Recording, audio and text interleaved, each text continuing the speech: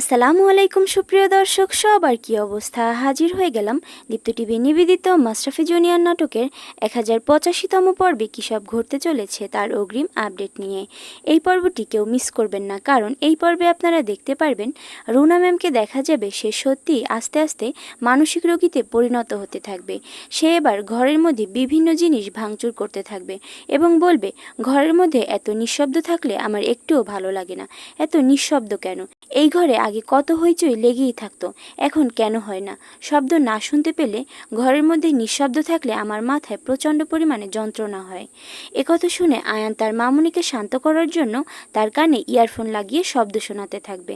তখন দিলারা বেগম বলে উঠবে, দেখেছো দাদু ভাই, তোমার মার পাগলামি তো দিন দিন বেড়েই যাচ্ছে, ওকে নিয়ে যে এখন কি করি? তখন আয়ান দিলারা বেগমকে বলবে, দাদু ভাই, আজ মামুনির এই পরিণতির জন্য তো তুমিই দায়ী, প্লিজ আমার মুখ আর খুলিও না। এই বলে সে সেখান থেকে চলে যাবে। তখন দিলারা বেগম ভয় পেয়ে মনে মনে বলবে, আয়ান দেখছি আমাকে দোষ দিচ্ছে, তাহলে কি আয়ান সব সত্যটা জেনে ফেললো? এখন আমার কি হবে?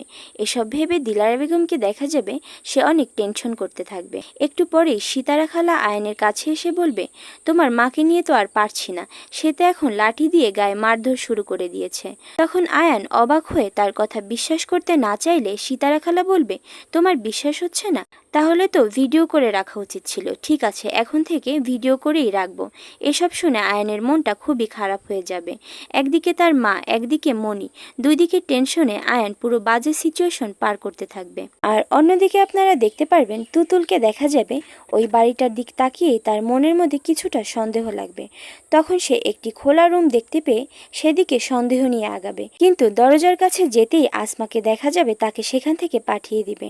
এসব ঘটনার পর আসমা ও শরীফুলকে দেখা যাবে তারা মনিকে নিয়ে খুবই চিন্তায় পড়ে যাবে এবং মন্টুকে সাথে সাথে খবর দিয়ে আনবে মনিকে সেখান থেকে সরানোর জন্য।